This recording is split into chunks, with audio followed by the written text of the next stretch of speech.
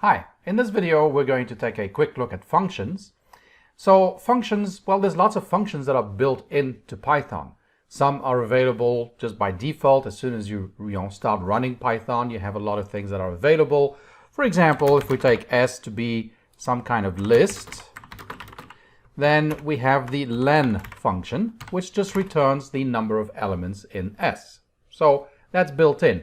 Sometimes you have other built-in functions that Python provides that you have to import from some module. So for example, we might have from math import square root. So now we have this square root function available to us, and we can just call it this way. Right? So we get square root of 4 is 2. You can also just import the entire module, in which case you'll have access to everything that's inside that module. For example, math.py, which is a constant that's available in there, or all the functions as well. So we can take maybe the exponent, so e to the power of 1. So that will give us the value of e. So those are things that are built in, but we can also define our own functions. Now, functions are just objects that basically contain some stuff, including our code, when we write a function, and then we assign that to a name, to a variable. And that's what the def statement does. The def statement, essentially, you specify the name of the function that you want, so maybe func1. Then we have parentheses that we use to put in parameters. In this case, I'm not going to define any parameters, but we still need the parentheses there. And we might say print running func1. Okay? So here we have our function. Now we can call this function, we can invoke the function, and at that time, then Python will go ahead and run what's defined for that function. Now you have to be careful. You cannot just call the function like this. If you do that, what you're really getting is the function itself, right? The function exists as an object and it's called func_1. To call the function, to run the function, or to invoke the function, you have to say func_1 with the parentheses. In this case, we have no parameters, so no arguments. And there we go. We see that it ran running func1. Now we can define variables, parameters, basically, that we're going to pass into the function, and we just give them a name, and this is going to be a name that's going to be local to the function, and maybe we're going to return a times b. Now you'll notice that there's no types, and we'll get into that later, but there are no static types. You don't define the type in Python of what you have in your function. Now if you want, you can actually put in something called an annotation. Something like maybe int, saying int. So basically you're saying, hey, I'm going to be passing 2 integers. That's what I expect in this function. But this is just a documentation thing. It's got nothing to do with the Python interpreter actually looking at this. And if you pass in, because if we do this, we can certainly pass in 2, 3. So we passed in some integers, but we can also pass in, let's say, a string and an integer. So let's do that. Which returns the string times b, which just repeats the string a certain number of times. We can also call maybe a list, and we'll repeat it 3 times. And here we go. We have the elements repeated 3 times in that list. So this really didn't stop us from calling either of these functions with these parameters here. So it's just a documentation thing. Many IDEs will use that, so that as you're typing your code and as you're calling func_2, it will tell you, hey, you need a parameter of type int, you need a parameter of type int, or whatever the case may be. Other libraries, external libraries, can use that to understand what it's supposed to do, what it's supposed to pass in. But really, that's not built into Python. Python is very polymorphic, and here we see an example of that, right? We can pass 2 integers and the star operator will work. You can pass in a string and an integer, that will work as well. You can pass in a list and an integer, that will work as well. Now, it doesn't work in all cases, right? Sometimes things don't work. So if we pass in 2 strings, that's not going to work because, well, it's not defined. We don't have multiplication defined for two strings. So this is an example of polymorphism. We'll come back to polymorphism in a lot more detail later in the course when we start looking at object-oriented programming. So anyway, back to functions. So we can create our own functions. And to call and invoke the function, we just have to put in, the round brackets. And if we have any parameters, we put our arguments in there as we call the function. So pretty straightforward.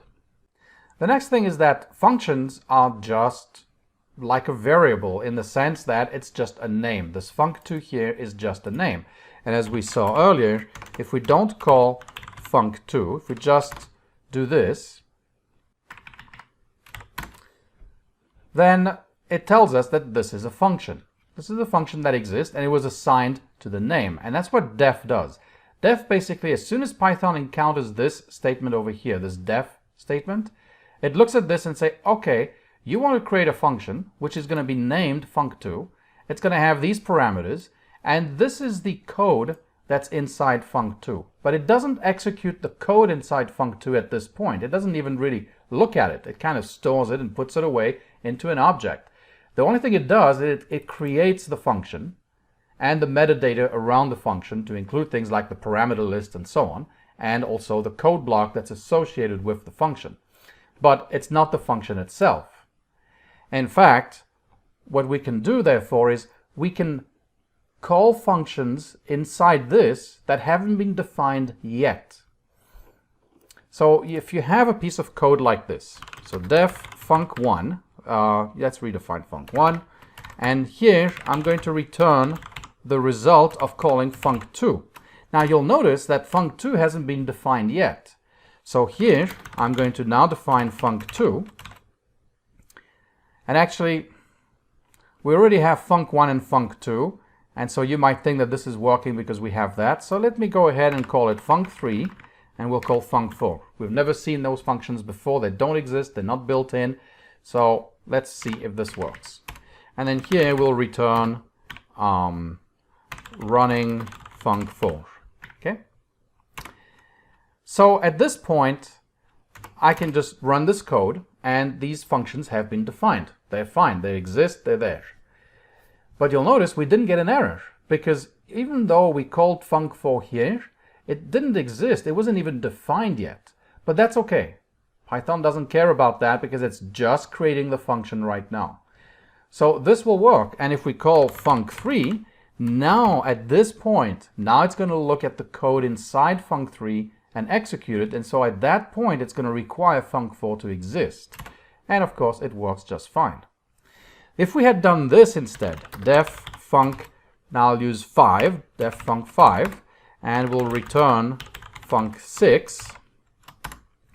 If now I call func5 from here and then define func6, which will print running function 6, okay, if we do that, now we get an error because func5 is being evaluated right here. It's being invoked, it's being executed, which means that it needs to execute this line of code. But of course, func6 isn't defined, so now it has a problem. So as you can see, it's okay, and in most modules, that's what happens. You put your functions at the top, and then if you have code that actually runs inside the module, then you put it after all your definitions. But the order in which you put in your definition of your functions in your module, as long as they're not being invoked, doesn't matter. You can, invoke a function before, or you can write a statement that is going to invoke a function before you've actually defined the function itself in the module. That's fine. That will work just fine. So the next thing I want to look at is another way of defining a function. We saw how to define a function using def, but we also have something called a lambda, and we'll take a look at lambdas in a lot more detail later. But for now, let's just see how that works. Lambda is basically something that allows you to create the function, but it doesn't use this syntax here. It doesn't have you define a name for the function at that point. You don't even have to give the function a name. Basically, it's just an expression that's going to create a function for you and return the function, since a function is just, a type like an integer or like a float. It's no different. It's still just a regular object. In fact, we can take a look at type of func6, and we'll see that I don't have func6. Oh, I never defined func6. That was the whole idea. So let's go ahead and look at func5. Okay, it's a function. So it's just another object in memory. In fact, We can even assign that function to another variable. We can say maybe my func equals func5. Well, let's use func4 because I want something that actually works. Okay, so my func equals func4. Now, if I call func4, I get running func4, but I can also call my func because it's the same thing. And so it also says running func4. So as you can see, we can just assign a function to a variable name. That's what def does. Lambda does the same thing than def, but it doesn't assign it a name. You don't have to give it a name. So we'd write something like this, lambda, let's say, and it takes a parameter x, and it's going to return x squared. Okay.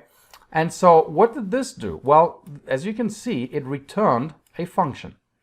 So we're going to have to give it a name if we want to be able to use it in this context. In other contexts, you may not do that. You may just pass that as the argument to some other function that needs a function to evaluate. And we'll get into that in detail and see how all that works. That might be confusing. For now, I just want to point out that I can say, you know, fn1 is equal to lambda x, and that will return x squared.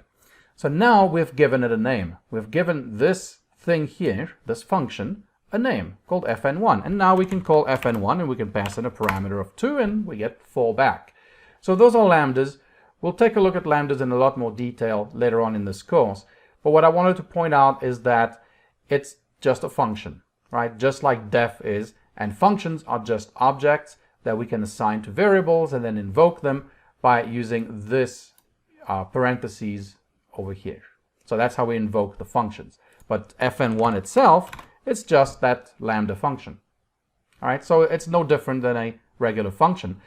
The thing is with lambdas, you can't have big code blocks. It kind of has to fit all in one line. Of course, you can do line continuations, that's okay, but it's not meant to replace the def. It's just meant to be for kind of inline anonymous functions that you can pass to another function, because you can pass functions to functions, and we'll see that later on in this course as well. So that's functions in a nutshell, just the basics, and then we'll dig much deeper into them throughout this course. All right, thanks for watching, and I'll see you in a bit.